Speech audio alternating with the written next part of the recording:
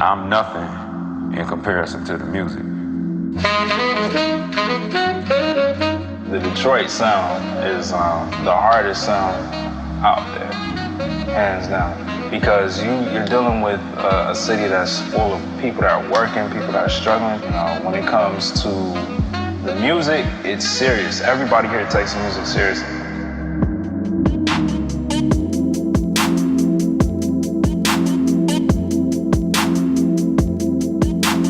I got my start as a DJ in 1982 here in Detroit. My first job was as a DJ in a roller rink, and I also, moving forward in my DJ career through to the early 90s, I worked in many of the top Florida clubs in my municipality and also in the Tri-County area. And I had a mobile DJ company as well that had 3 systems and did everything from high school dances to weddings. I mean, you run the gambit.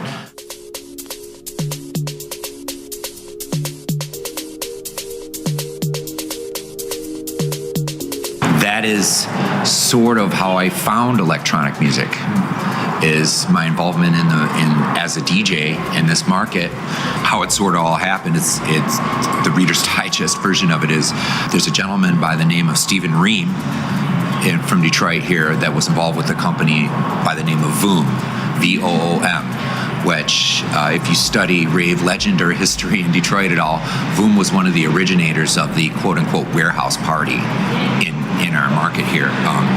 My younger brother, Sam Fotis, who is also my boss at Paxahow now, he's operations director and a partner at Paxahow, and my current business partner and audio rescue team had their own promotion company that they were doing parties in smaller places like lofts and people's basements and what have you, because at this time what was occurring is it was sort of gelling from just being like random private things going on in small places into a bit more organized things going on in a bit larger spaces that were more accessible to more people. So the story goes that they were working on something together and they weren't real super happy with the situation with their sound. So one afternoon while I ran my company out of my parents' garage at the time, Sam came to me and completely lied to me about what it was that he wanted me to do, to get me to do it, which was basically pull all 3 of my sound systems and all my spares together and the typical pitch, oh dude, it's gonna be great, there's tons of really good looking girls there, we can do what we want until whatever hour of the morning, you're gonna get paid. And I was just like checking the yes boxes.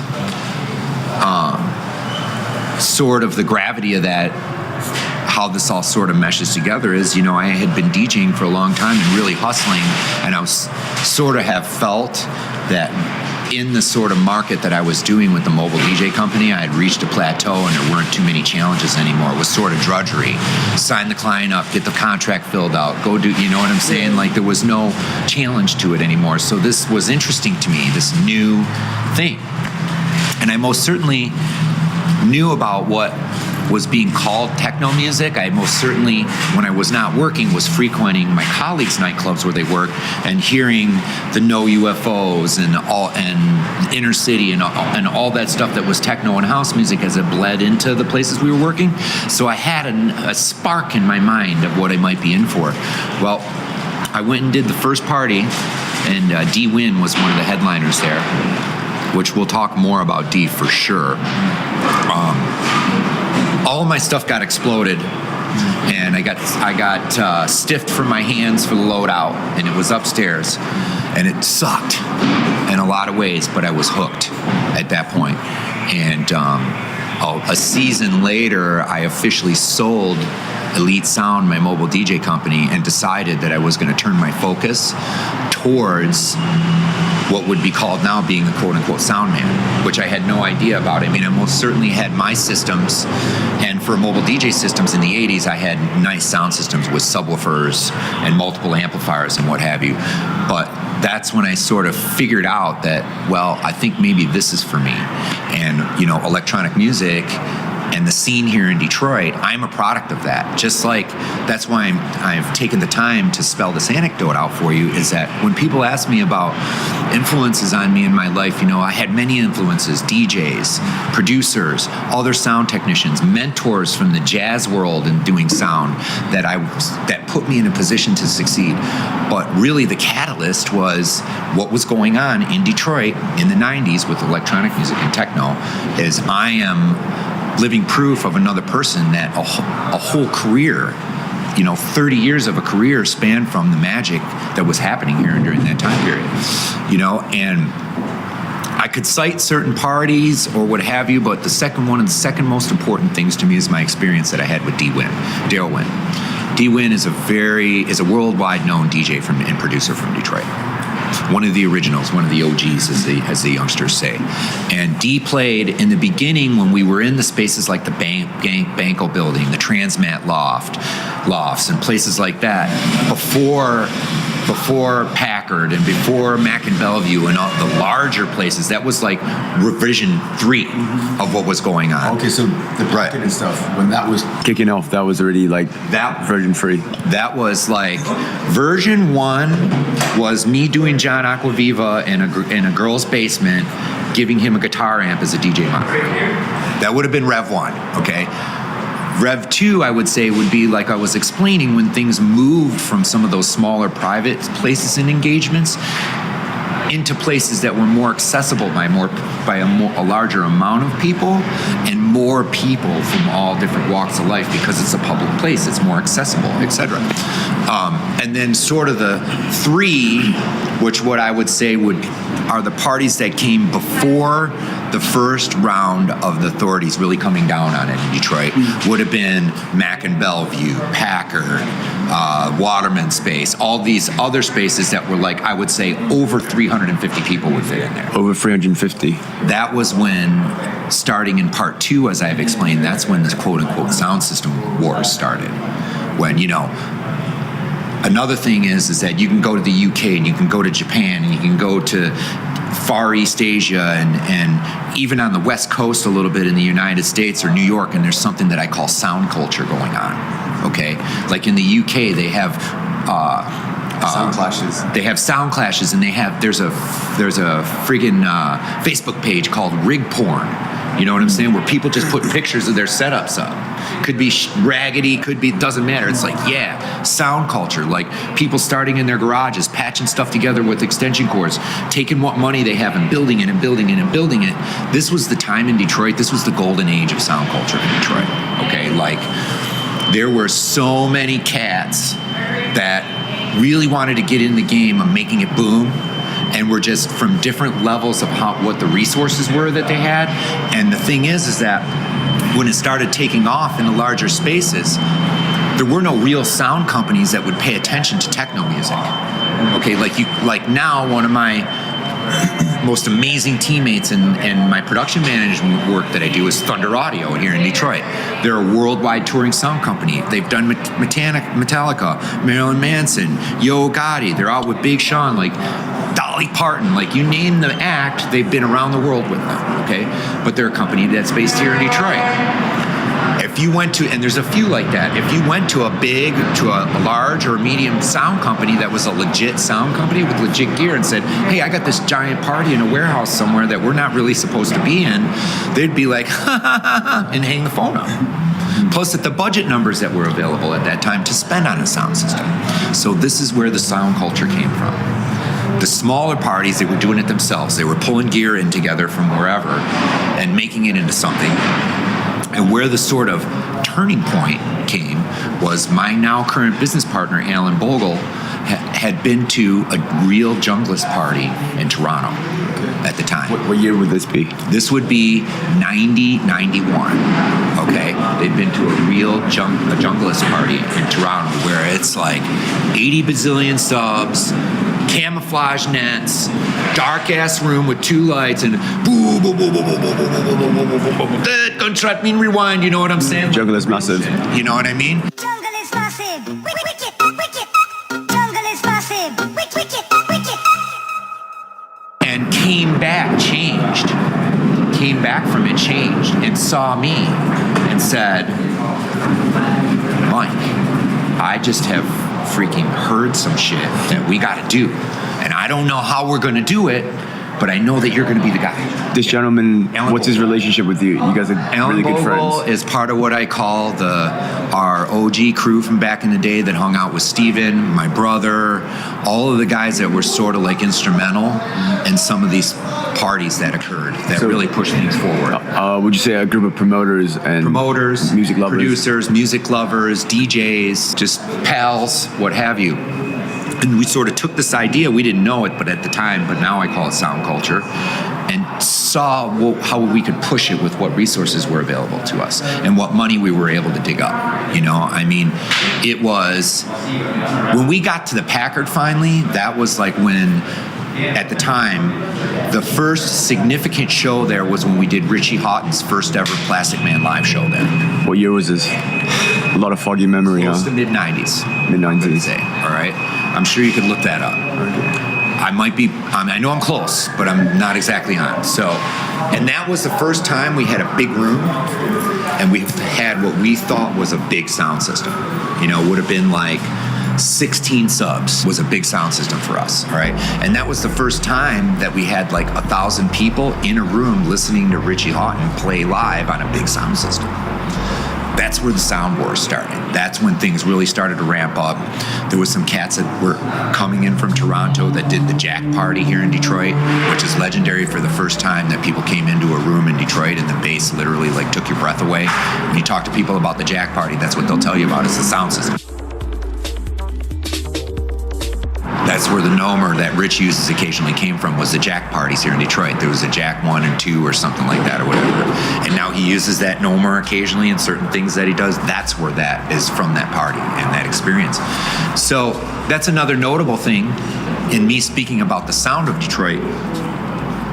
Those experiences sort of, well, I don't want to say sort of, were indemnifying in the way that they shaped what I call my perception of how that music is supposed to sound on any given sound system, and sort of shaped my yardstick or frame of reference that in a very formative time for me when anything could have shaped me. I could have ended up mixing live jazz all the time or what have you, but it was being enamored with techno, quote unquote, that helped me be put in a position after, when I got involved with larger events and I was working, doing bigger and different things, it also, in a very positive manner, shaped my overall understanding on how good music on a big PA system is supposed to sound, period.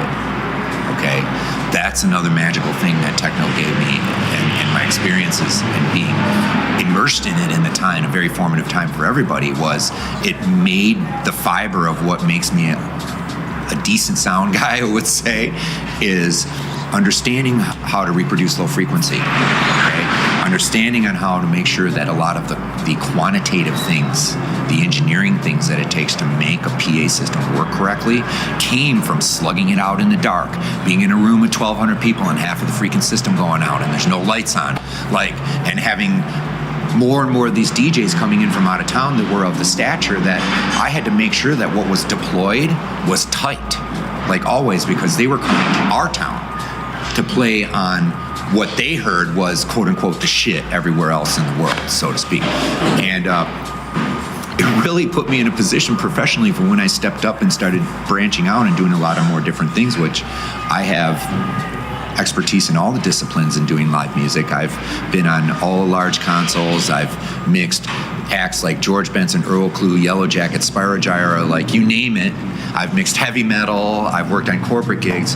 But the lesson here is that Detroit and electronic music in Detroit is what gave me the ability to do all that and I do. And it's interesting because there's a dichotomy. When I run, you know how it is when you're working in a field and you run into new people and you come from techno. They kind of look at you and they give you the side eye a little bit. Why would you say that's the case in the music industry? Because in the industry of live music, there is still a lot of animosity towards electronic music, and then so there always has been. It's been the undercurrent, and especially with people that call themselves technical people, where their heritage is from there, we're sort of looked down on. I have lots of good offline stories for you about that, but good ones. But also with all of the negativity that's come in public forum with the advent of EDM, it's sort of made it worse. It's sort of been like gasoline on the fire, because you have to understand something. It doesn't make them bad people, but people who don't understand electronic music and techno and what have you to really understand it, they see that EDM thing and they think that we and all of it is like that. And it's more rampant in America because it's the standard American stigma, which has got us in a lot of trouble. American dance music right now. You know what I'm saying about putting a label on something without really knowing what it is. You know, and sometimes a negative label. So. More often than not, a negative label. I think EDM sort of killed everything. I don't think it killed everything, but it most certainly, for the people that are not three-dimensional thinkers out there in the world, and again, I'm saying that very respectfully, you see that, and you just assume that that's all it is. If the first jazz record you ever listened to was like a really bad smooth jazz record, and you said all jazz is like that, you'd be losing out. It's the same thing. And because there's some very negative outward behavior that's also associated with EDM by certain artists, then it's gasoline on the fire. You know, when you take, I'm planning on taking my parents to Submerge to the museum, and my parents are old, they're 80s and 90s, okay? And they're both retired educators, and they're very interested in what I do and what I've been doing. And I think it's going to be an interesting scenario that goes on when I take them there, and John Collins gives them the 1-2, because I know that they have a certain idea in their mind, but they have no idea about the history behind. And when you look at the instruments and are explained the groundbreaking music that was made by them and the challenges that were presented to these artists when they were merely trying to express themselves and give this music to the world as a new genre, okay, in a world that didn't want to hear anything about music made by machines, okay? This is what I'm talking about. I'm sure their eyes are going to be opened, and that's the issue now that we have with, people say that the scene in Detroit peaked. It had its peak and it's over with, and that everybody's sort of just like chasing a dream now. I don't see it that way. I see it that now that myself and all of my colleagues that are of my same age group and experience and what we're doing, I feel that it's our time now to show the new people the way, because there are so many younger, newer, fresh faces and fresh minds. That's what's important, that are capable of critical thinking and do question everything, all right? All this bullshit about millennials and how they question everything and all that. I have a son that's a millennial. I embrace that because so many of us just followed what we were told to do. So I feel that now it's our responsibility to take this opportunity and the knowledge that we have and the understanding of the history and the understanding of the things that went on and basically give it to everybody else. That's what we're supposed to do, I think. Shut it down. Shut it down. Get to step in. Shut it down. Shut it down. Get to step in. Shut it down. Shut it down. So I guess setting up a rig or setting up sound system in your warehouse parties was pretty much boot camp for anything that you've done now. That is a very good way of articulating it. Now you've got the lights on, you can do all of that. This is comfort living. It's, that's a very simple way of explaining it. And yes, I've been in some pretty sticky situations and some of the stuff that I've been doing recently where I've got, for lack of an easier way of explaining it, everybody freaking out around me. All right. And I'm always seen as the person that, even if it's outside of my box of responsibility, I'm always seen as a person that people can come to, because I'm not going to freak out, because I've been there. Right. I've been to that other place that you talked about, that you articulated so well. And it makes me proud that that's my heritage. It does. It really does. It makes me proud. I live here and I'm immersed in it all the time. And sometimes when, everybody gets down on themselves once in a while, especially when you get as old as I'm going to be very soon. I'm going to turn 50 in April. And but that's what I think about. I'm like, man, this place is viewed as such a wonderful place from all over the world because of all of the amazing things that have come from here. And this is my heritage. Like, I have a heritage in this. I had a small part in it. I had involvement in it being what it's being. And now I have this gift that I can give to new people that are interested in it. Absolutely. Which time frame would you say those parties occurred at when you started the sound war, as you call it? That was, okay, so that would have been when we were moving into some of those bigger places that you may have heard of. Packard for certain. There were many spaces inside Packard that we did parties in. So within the Packard itself, there was different arenas, would you say? Well, yeah. So the Packard plant, which was originally built to manufacture Packard automobiles, anybody who studied war history, especially World War II, understands the arsenal of democracy. Right. Detroit was a very large part of the arsenal of democracy, and they built everything from tanks to airplanes at the Packard plant. Okay, and they had now. Heavy manufacturing in period back in that time wasn't so spread out. Like, people think of manufacturing more in a modern terms, where you have a factory that builds things and the parts are brought in from all over and made elsewhere and outsourced and brought in, and then the product's built in the factory. This wasn't how it was done back in that time in history. They had machine shops and wood shops and mold plants and prototyping, and everything was within the circle. So what you have is you have a big rectangle of buildings with an open yard in the middle. Okay? And basically, if you were working on this new thing and you needed a spindle spun up for it, you would go to the machine shop and see them with a print, and they would spin it up and then send it over. That's how it was. Everything was self-contained within that company's place to manufacture whatever product it was. During World War II, like I said, they were building everything from airplanes to tanks to troop carriers. They made guns there, you name it, that they made there. So there's all these spaces. That was to me, the two coolest things about Packard is getting a truck in there. Right. Easy, anywhere in there. Okay.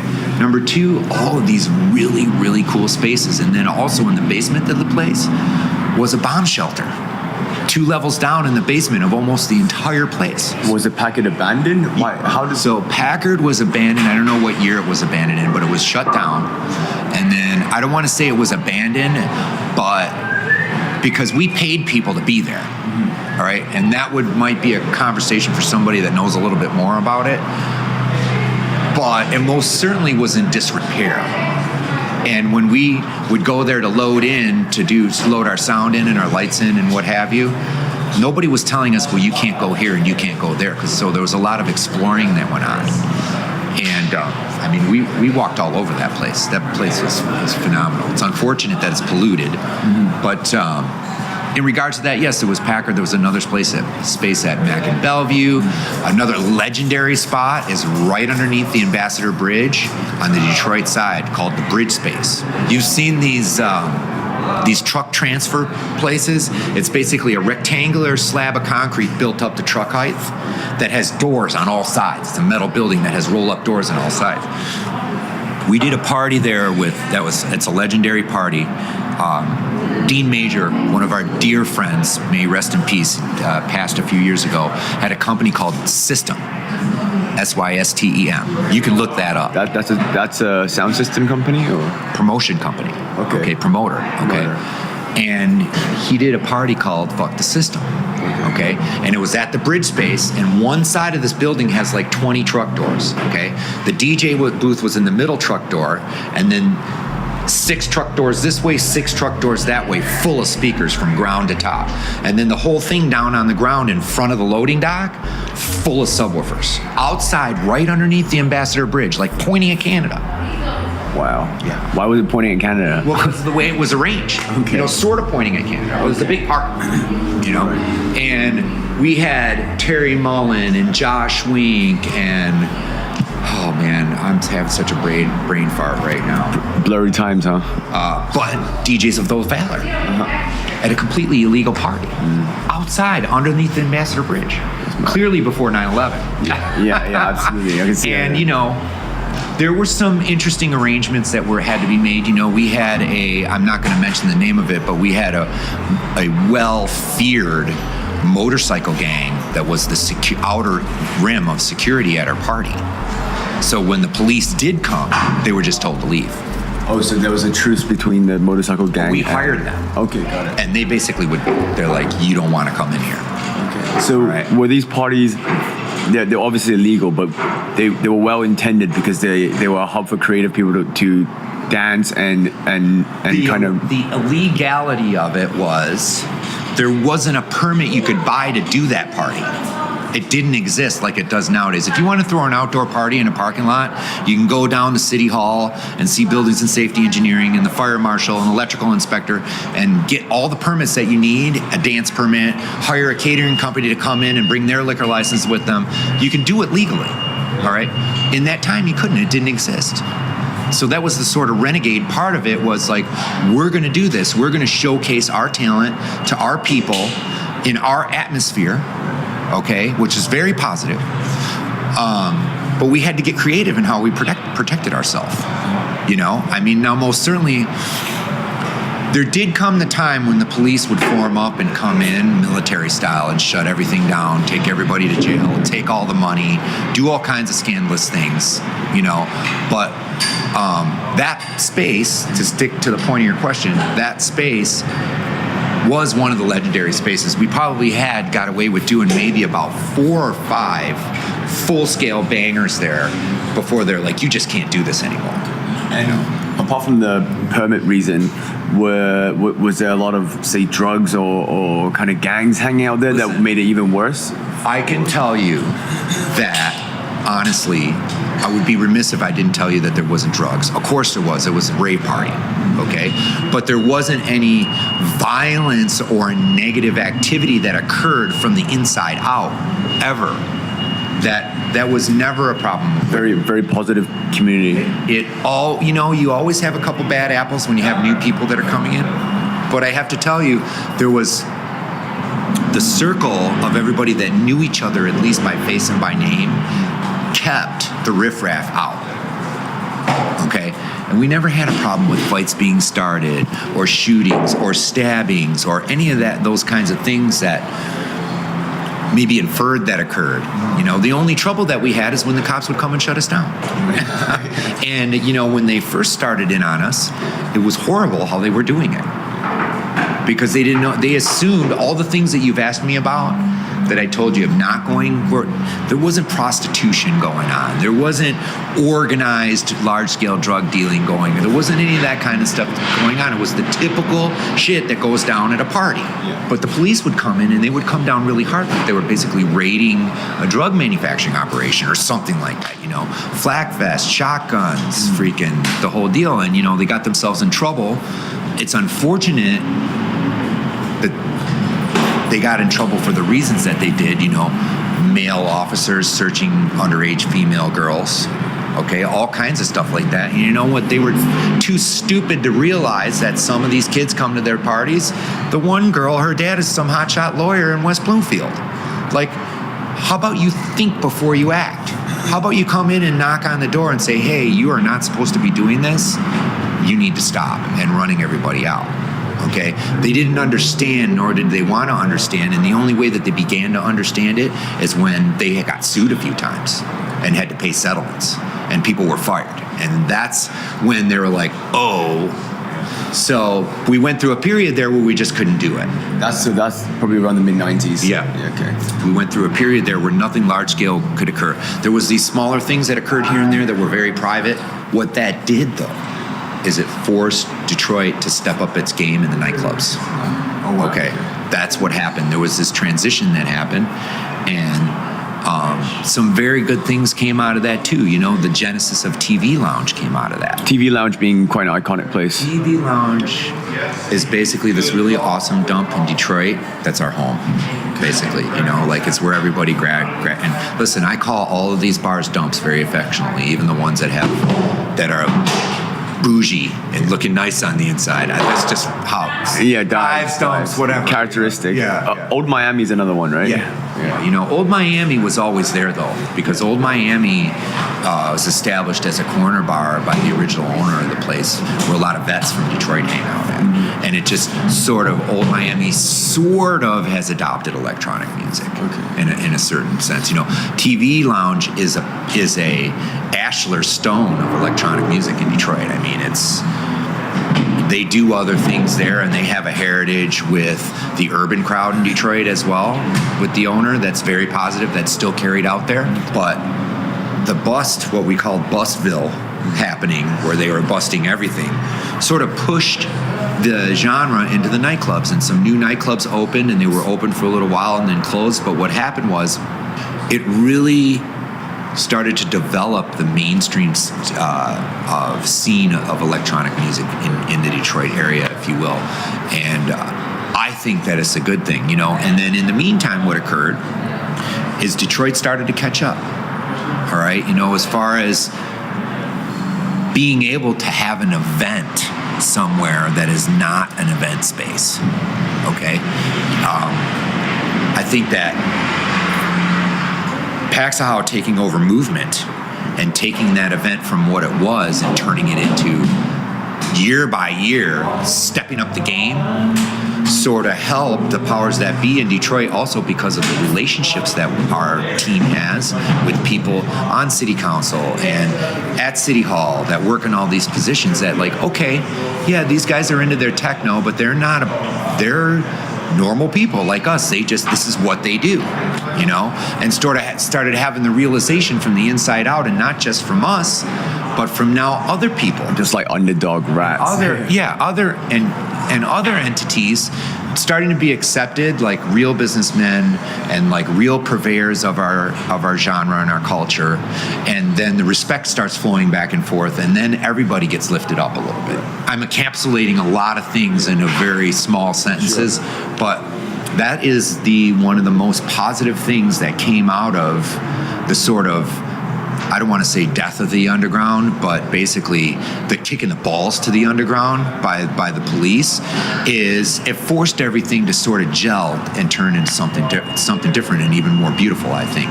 And, you know, listen, there are a lot of people that are saying, long live the underground and blah, blah, blah, and what have you. You know, everything has to grow and change and morph.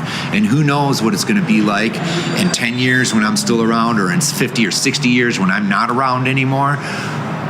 But I think that it's more important to look onward than to be chasing after a feeling that you're never going to get back again. Sure. That was that. You know what I mean? And I think that that's a perception or an understanding of it that comes from maturity. You know, I think about those times. Sometimes when we're doing a show and things are really clicking, and you can feel the positivity in the atmosphere and the vibe. I think about that. But what's happening now wouldn't have happened if we wouldn't have had that. Right. You know, and I think that, I don't want to call anybody any names, but a lot of those peeps that try to hang on to that are only limiting themselves by that. But so, I mean, one of the questions I had while you was talking was, where did everyone go when the bust started to really happen at a serious level? Because in the height of the raves, there were probably thousands, would you say? Well, you have to understand, we had a lot of people that traveled in the Midwest. That was another really awesome phenomenon that I'm sure was happening in other places around the country and around the world. But like, when there was a big party in Detroit, people came from all around, like states, Cincinnati, Ohio. Yes, came from all around, and we would travel too. You know, like you go to Chicago, go to Chicago, go to Indiana, go to Wisconsin, St. Louis we would go to. That was sort of like the reach of, it was like the next ring, if you will, of associations with promoters from those towns and DJs from those towns and what have you. You could probably get somewhere between 300 and 500 people together if it was like a big event. But if you wanted to go beyond that, as far as attendance, you'd be promoting beyond the city and most certainly beyond the state. Absolutely. And they did that. It was like one of the things, you've heard about the map point and the info line, right? You know about that, right? So like you'd get a flyer and the location wouldn't be on the flyer. It would have an info line, okay? You'd call the info line. This is like right when pagers started being popular, and it was a voicemail box, and the info line would tell you where to go get a map.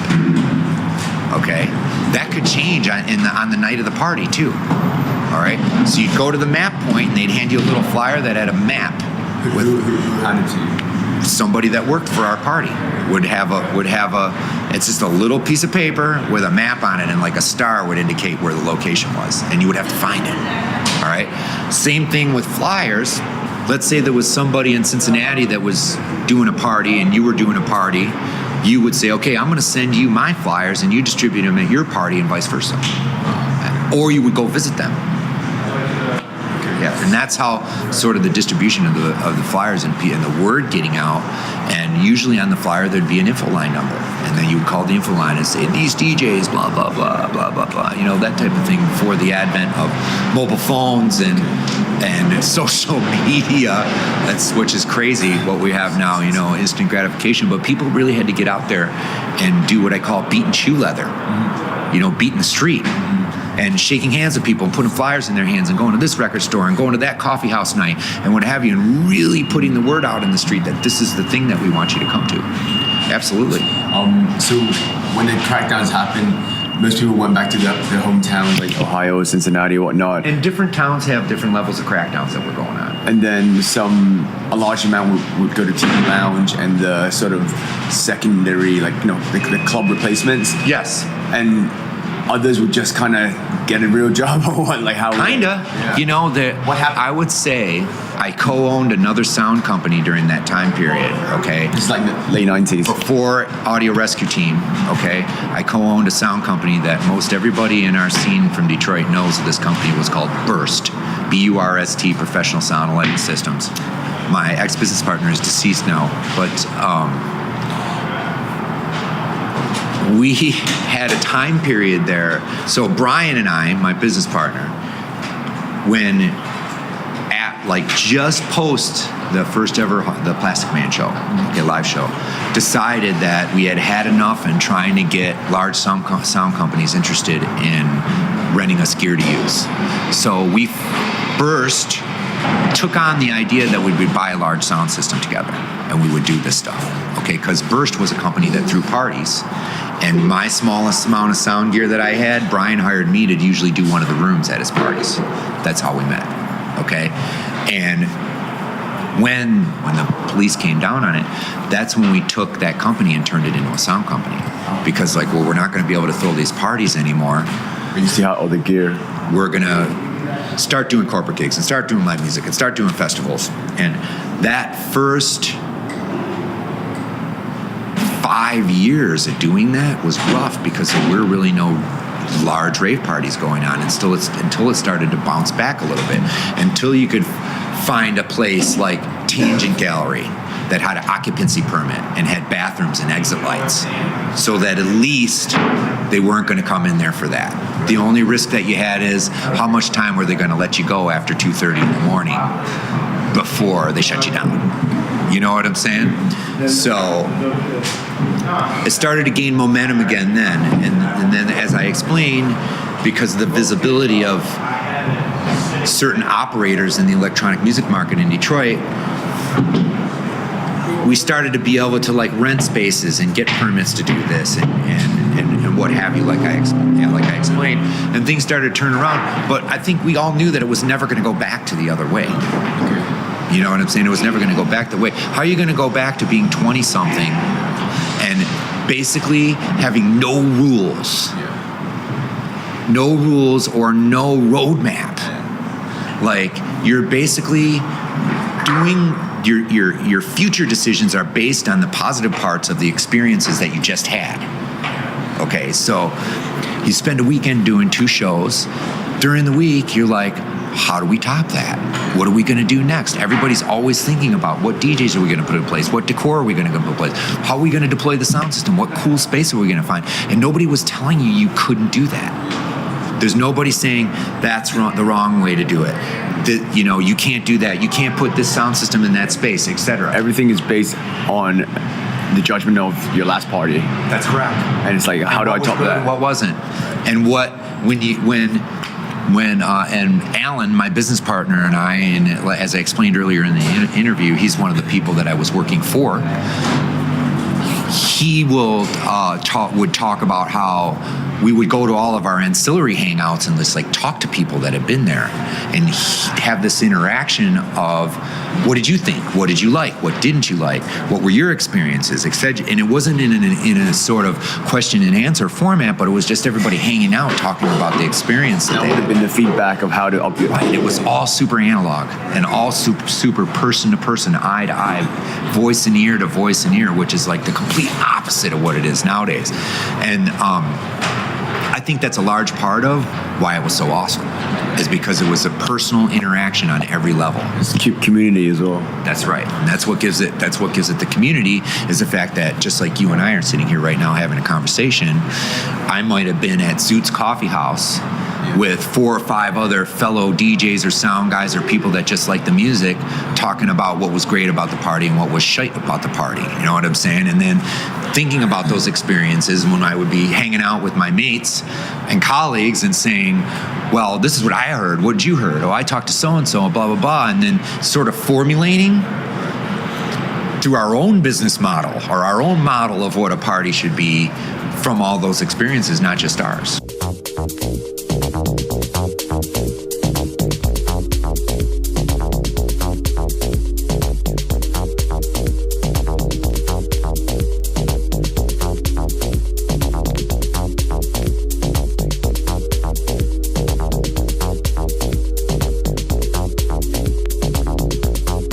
It's really interesting that you mentioned Zoots, because I was doing a bit of reading on. Oh yeah, from Red Bull. That used to be like one of our that was a hangout, right? Offices. Yeah, right. So that was like one of the HQs, right? Yeah.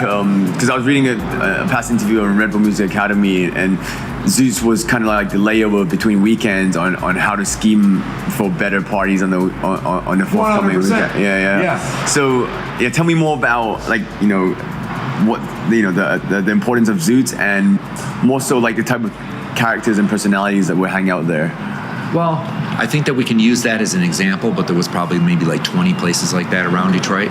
Or like coffee houses? Coffee houses, speakeasies, even in people's houses that we used to hang out at regularly, during the week, and decompress, if you will. Calm down. Sure, that too. It could have been anybody from a close friend or a brother in arms or a family member to an extended friend, or just somebody, like if it's in a public place, it could have been anybody. You could, and it's that whole like community thing, like being a single man, young man, you could walk into a place like Zoots and run into a young lady that you saw at the party but didn't get to talk to. That's another aspect of the community thing of it, and sit down and like have a cup and like chat, get a phone number, not get a phone number, get told to go fuck off, whatever it is, you know what I'm saying? Or, maybe one of the DJs is there, one of the opening DJs that and then also on the aspect of maybe that opening DJ guy talks to this person that they never met before, and that person, he or she is like, man, I was at the party, I saw your set, it was fucking amazing, I was standing in front the whole time. There's that sort of entanglement. With these conversations, it makes me think that the raves and the parties were just purely about music. There wouldn't be too many conversations happening there. Oh, there wasn't a lot of talking going on. It was just purely dancing. I can tell you that this is a big difference now in comparison. Is you go to a party, whether it's at a club or a festival or what have you, and you've got a core group of people dancing, all right, but then you got a lot of people hanging out and doing whatever, okay? That was not the case, all right? I mean, I can close my eyes and get snapshots every time I blink my eyes of being at the console, and it is fucking banging going off. Like, it's so hot that I have my fucking shirt off, okay? Like, that is the level of what's going on. People have minimal clothing on, okay? And I look up from the console for a minute, and from me to the DJ is just all heads going like this, with 700 or 800 people in a room. And the PA is so loud that you couldn't talk at 80 feet. It'd be impossible to talk to somebody at 80 feet from the PA system, okay? Now, there were little ancillary areas, where they little nitrous, blah, blah, blah. Like nitrous bar. Yeah, exactly. Yeah. Or, and then, they had the smart bar, and You know, Smart bar meaning. well, they had these drinks that they used to make up that they mixed powders up that had different things in them. It was like, you know, basically like Like a sort of a goodie bag. yeah, exactly. Yeah. And so we had that spot, you know, and What was the drinking situation? Everyone just BYOB? little or no alcohol. Okay. Little or no alcohol. You know what? I didn't start seeing alcohol at quote unquote rave parties until after the first run through with the police. Till way after that, I didn't see. So then that was another thing Marijuana,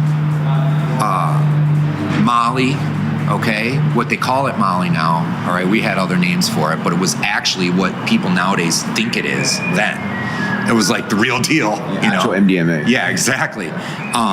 There was some cocaine, but not a lot. Some ketamine. Because that's quite pricey, right? Like cocaine. Yeah. Some ketamine, not a lot. Lots of pot. Like everybody around me smoked shit tons of weed, but all the sound guys did. Like all the DJs and sound guys did. It was like a thing. Marijuana and techno, you think that goes hand in hand at all? I don't think it's a hand-in-hand thing. I don't. I think that marijuana and house music is more prevalent. Because it's probably more groovy, a little bit more. Well, I think that there are a lot of purists now in techno that don't mess with any drugs. You know, I'm the type of person personally, very shortly, my saying is whatever blows your skirt up. Yeah. Okay? Like, I like things that I like that help me physically. There's some people that don't put anything in their body like that. You know what I'm saying? Whatever. But I'm just saying that alcohol was like non-existent. That's really interesting to know. And I would see it because I spent the first part of my career working in every top nightclub in my part of town. I know what it looks like when people are like doing clandestine alcohol into a place because people used to try to sneak their own bottles in all the time. So it was not prevalent at all, actually. It was not prevalent at all. So I guess one less thing for the cops to worry about. Yeah, that didn't come into play until very late in the game in the warehouses when the alcohol started coming into play. And I don't... That would be a question for somebody that's a little bit more in tune with these, or what would you call it, the sociological scenario in the techno scene, why alcohol wasn't a thing, but I can tell you it wasn't a thing. Yeah, it wasn't a thing. Beers on Monday and Tuesday, maybe. Right, yeah, exactly. It's a different scenario. Yeah. John Collins was saying how the DJ's role was obviously to provide great quality music, but back then, the DJs were not the promoters. Like nowadays, it's like, you know, if you're a DJ and you're a promoter, you're expected to promote. You're expected to promote, and you're expected to bring a crowd down. Right. But the DJ just focused on making great music, doing a great mix, and then the promoters focused on organization and linking up with the sound guy and all the rest of that. So. Yes. I guess this conversation is more towards a person who was playing a role in creating the backbone of a party rather than actually, I guess, yeah, you're providing the music too, but you weren't DJing so much, right? So what was that relationship like then? Did you have to speak to the DJs much, or were they quite uppity, or were you more like, hey, you know what, I'm gonna deal with the promoters? I would have to say, if you took all the ups and downs and averaged it together, I would have to say that I had really awesome relationships with everybody in my sphere. Especially considering what my personality was like then. Okay. You know, my good friends that are my age call that person the old Mike. All right. Oh, do we want to know the old Mike? And, you know, I was 20-something. And in my mind had the world by the balls. Okay. So it was my way or get out of my way. Okay, fuck you. This is my shit. That was my attitude then, you know, which is pretty much when you're 20-something and you're really good at what you do, most 20-somethings are like that, you know? And like, in retrospect, looking at that, I feel that considering that and considering a lot of my friends that I was working with were like that too, I had very positive relationships with everybody. And I had a decent reputation with the DJs that when they would come to a show, no matter where they were from in the world, when they would come to a show in Detroit, they would know that I would have the white towel over my arm, that I would take care of them. And because I was a DJ, I understood that they needed to be able to hear, and that the freaking turntables had to work right, and then if they wanted a certain mixer, that's the mixer I had to get. I couldn't go, no, you're using that. You know, I started doing that very early in my career because of my exposure to the live music people and them filling tech riders. Okay, I'm like, oh, that's a thing. I'll take that and I'll move it over here and I'll do it. Right. You see what I'm saying? So I feel that my relationships, you know, anytime you have friends that you work with, there's going to be this, okay? And I think all of us were in a very formative time in our life, so there was a lot of that went on, but overall, I feel that it was very positive. How did it work in terms of logistically speaking, the sound check and all that? Like, if you didn't know where the venue was, I guess you probably couldn't. Well, I knew where the venue was, but the people coming to the party didn't know where the venue was. So the DJs could do sound check, or was that? Sound checking was a thing that really didn't start occurring until we saw the first insurgence of electronic music popularity when it started being on the radio, and we started having DJs that were getting paid large sums to play in actual nightclubs, okay, here in our market here. And that's when the sound check phenomenon started, I think, you know. Really what would happen is we would go set the PA up. We would go set the PA up, and then the promoters would come in, and after I did my alignment process, we would put some of our favorite music on, and they would say either yeah or no. You know, and you were basically hired on the valor of your last performance and your reputation. So it was always about that one you're doing right there. You know what I'm saying? To try to top what you did last time. And that was sort of the calling card, and that was the sound check. Like, very seldomly in beginning times did we have a DJ come in for sound check. Yeah, because at the end of the day, the record sounds good and tight, then really the mixing aspect is up to the DJ. Right. And then also that there's no feedback and the turntables don't skip and all those sort of things that were like voodoo to so many people. Yeah. Again, because I'm working in nightclubs and spinning records and having mobile rigs that I took out to different levels of like a really great hall with a concrete floor or a really shitty hall with a wood floor, I had to know tricks to make the turntables work because I couldn't just switch to CDs like you now can nowadays or what have you. The phonograph was the way that you made music as a DJ. So those were things that were important as well. Yeah. I remember reading in the same article that there were promoters there's one called Poor Boy. Poor Boy, yeah. And so that's Dot and Brian. Oh my gosh, what is Brian's last name? He's probably in your phone book. He's a great friend of mine, and if he hears this he's going to kill me for not remembering his last name. What are these guys doing now? Are they doing? Brian lives in Chicago with his wife and their young son. Are they event organizing still? No. Like taking okay. Brian Gillespie. Okay, Brian Gillespie. Yeah, and they did Poor Boy parties. And Poor Boy was the opposite of what we were doing, sort of, in the technology deployment. We were always trying to make our shit like what the big boys were doing. Okay. Big boys like meaning taking stadiums, like stuff that they were doing stadium rock shows with, and adapting guitars, like polished, flown correctly, all the newest amplifier technology, like that shit, and going boom. That's what they were more like the renegade Soundwave type stuff. They were like pile up all these different kinds of speakers and just go for broke. That's more the junglist type, you think? More the junglist type, yes. Okay. You know? What were the different crews then, would you say? Like, you mentioned the kind of renegade sound type, and then I guess your crew would be more technically versed, exactly. I guess? Yeah. Yeah. What were the kind of different tribes? Well, the whole thing with Poor Boy was that it never was going to be more than a $5 party. Okay. But the music was still techno, though? It was mostly house music. Okay. Mostly house music at Poor Boy parties. What was the parties you were working on? Like everything. Can you name some of the promoters? Techno, electro. I was the front of house engineer in the preferred sound company for Aux 88. Okay. Do you know who they are? Legendary techno bass from the 90s. That's a music collective? Yes. Okay. Techno bass, yeah. We did parties for Transmat. We did the system parties, which were house, disco, funk, techno, you name it. We did...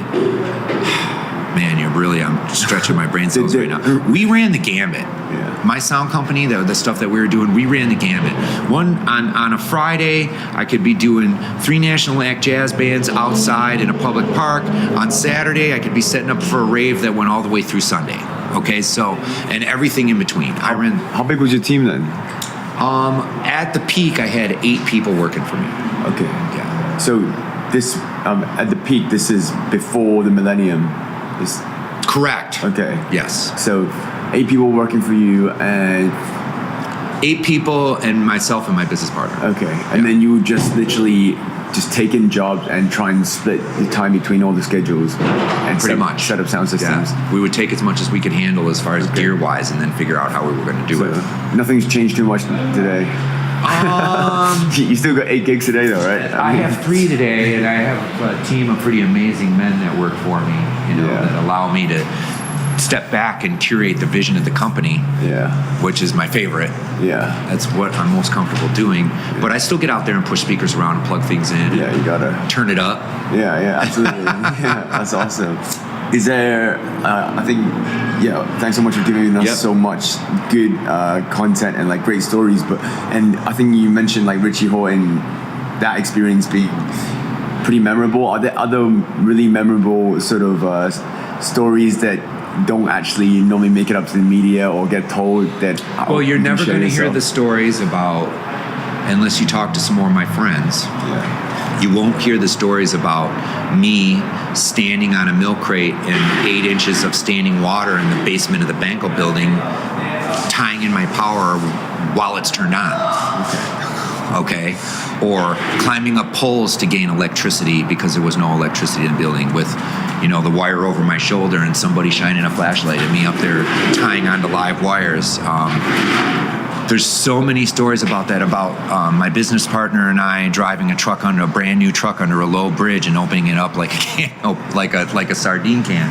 I mean, there are, there's sort of the same, the stories of John Aquaviva at the Banco building and me in my formative years playing low frequency so loud that my Crown amplifiers were shooting blue sparks out of the front of them. It was like, that's how I got my nickname, my original nickname, Photon the Destroyer, because I broke so many things and I just didn't care. And I figured, well, you know what?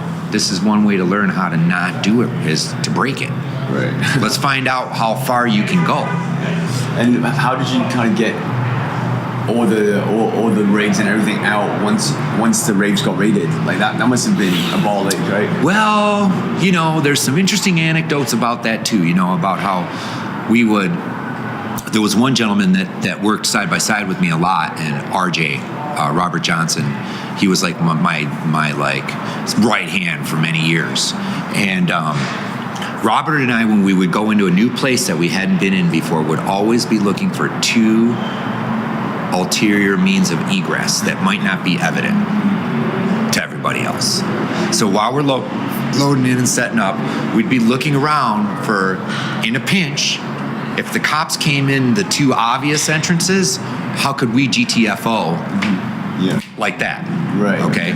Because we knew that they were too lazy to pile all of our gear up and take it at the time. They didn't have a mechanism for seizing something like that like they do now. Right. Okay?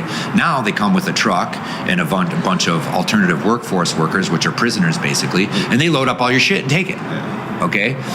Back in the day, they would come in with flashlights and look at these giant stacks of speakers and go, whoa, What is going on? yeah, I'm not carrying all this shit out of here. Right. So it was a matter of like escaping and waiting for them to all be gone, and then running the risk of the possibility of some of your smaller items not being there. Did that happen often? I mean, there were times when the police came in and grabbed a hold of the turntable rig and flipped the whole thing upside down while it was Trying to make a running. statement here, right? Yeah. Yeah. I mean, there was sort of the risk that you took. Yeah. Luckily most of the expensive items were really big and heavy. Then it would be a matter of hiding somewhere until the cops were gone. And as it got later and later, we would have somebody on standby to pick us up. It would be like, look, if this place gets raided, we're going to call you. At that point, we have cell phones, mobile phones. We're going to call you, and this is going to be the spot that we're going to go take off to on foot that you're going to come and pick us up from. And then we would chill and wait to hear that the coast is clear, and then go back down there and get all of our stuff. Everything was super organized in that sense, and like it was just You had to be. Yeah. My first sound system that I had that was a real sound system, that what I would call real, like for doing larger events, I had $30,000 in it. By today's standards, that's not a lot of money but for a one-man show with a helper. Yeah. That's a lot of money. You know what I'm saying? And you could afford that via various incomes from doing other rigs and other parties. From my DJing, I also DJ'd in gentlemen's clubs for quite some time. That's more like top 40 type stuff, right? Gentlemen's Club? Yeah. Titty dancers. What kind of music would you play? Top 40 and rock and roll. Right. Yeah, mostly rock and roll. But that being said, if you were going to take the risk, there was part of the risk for the reward of being involved with a great party. It was like, all right, I'm going to take my sound system there, and I'm going to get paid a certain amount of money in cash. And if it was a place that you'd been to a few times before, you knew that the possibility of it getting busted was higher. Right. You know what I'm saying? Sometimes being in a new place was better, but we always had to have a plan. You know, which was also very important. Because the production business is about having a freaking plan. Mm-hmm. No matter having 5 plans, right. You know, and that taught you to have a plan. What happens if this happens? What happens if that happens? What goes on if this happens? You know. Luckily, there was never any shooting. Yeah, because not that I remember. There was never any shooting. It all sounds fairly risky, and there's a level of danger involved with the whole project, but for the most part it definitely does sound very positive, very loving, a lot of camaraderie between promoters, DJs, and technicians. Learning a lot here about how actually, aside from like police getting involved, like you pretty much have the best setting ever. Hey, like yes, I mean, in retrospect, it was a very special time where a lot of very special things take place with a lot of very special people and relationships that are forged in the fire of adversity. Right. Okay? Like, very happy and pleased to have been a part of it, for sure. All of it has shaped me in a positive manner. You know, all of it really has shaped me in a positive manner. It was kind of difficult on my personal life. You know, I have 2 ex-wives to show for it. Oh, really? Okay. Yeah, but... that's basically, like, based on different lifestyle, I guess? Well, part of it was my behavior as a youngster, but the other part of it was the amount of time that I worked. I mean, you know, imagine having a young wife at home in a house that you just bought together and working 60 to 70 hours a week. Right. What kind of strain that creates on a relationship. Sure. You know, and I guess the most important thing that I've probably taken from the whole experience is that it's very important, even as you get older in life and you may slip into a false sense of security that there's nothing else to learn. It's not true. Yeah. I mean, from then and now and moving forward in my life, personally and professionally, the most important thing I would say now that it taught me is to always be open to the idea that you're going to learn something that day. Right. No matter how minuscule it is that you have on your schedule, no matter what it is that I'm doing, no matter who it is that I'm going to interact from, to always go into the situation knowing that there's a possibility for me to gain knowledge from that situation, because that's really what that was all about, is hardcore, down in the trenches, learning every single experience that we went through together. I feel that there's certain things that the talent touches that will change a lot and that you have to keep up with, and you have to balance budgetary constraints with keeping up with it and what is sort of in the pocket in the middle. But as far as speaker technology and that, I think more importantly, what's important is to understand the overall issue, which is curating the experience of the artist and the patrons. That's more important than any speaker or CD player or certain turntable or certain mixer. Yeah, those things are all important because they're sort of cogs in the wheels, if you will. But it's important to be able to, first of all, understand the vision of your client that you're working for, to take on and own that vision, and then use that in curating the experience of the artist and the patrons. Because if you get those 2 things right, you got a party.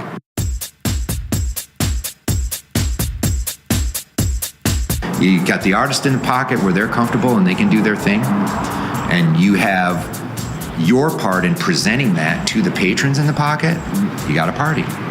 If the client puts the people there like it's their job to do, then you're good. I feel that there are a lot of so-called professionals in my part of the business that don't look at it from that side of the spectrum, that are always looking at it, what's the best speaker to have, what's the best amplifiers to have, oh, I've got these brand new CD players that everybody likes. You know, I'll take an expert on a pile of garbage over a chump on the newest shit any day of the week. Yeah. And somebody that loves the game, that is a doctor status, I'll take him on a pile of PV over a chump that thinks he knows something on a pile of whatever it is that's the best, I'll bet on that guy every time that's going to be the better party. Right. And that's where I try to live. Okay. You know, and that's what I try to inspire in the young men and women that I have working for me. Sure. Is that yes, we really do try to give you the best tools possible, but I want you to think about being in the position of the DJ and being in the position of the patron, and making sure that the DJ's in the pocket and that it's loud enough but not too loud, and that it's tonality, the tonality of it is appealing to everybody, okay? And that the DJ's monitor sounds good, and go up there once in a while and make sure it's cool. Okay? So they know you're present. That's what I mean by curating the experience. I think that's what's most important. Is there anything that you did back in the day, or during the golden era or the sound war, that you wouldn't have done? Like, if you have to go back in time? I wouldn't go back and change anything, because each one of those experiences is pivotal to making myself what I am nowadays. Maybe I wouldn't have got married the second time. That's another. I don't know. I pretty much might have still done that too. That's another podcast, man.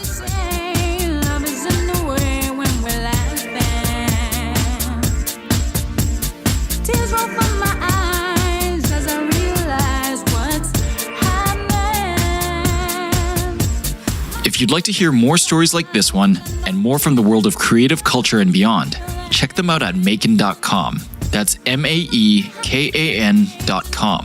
Or search for us on your favorite podcast app.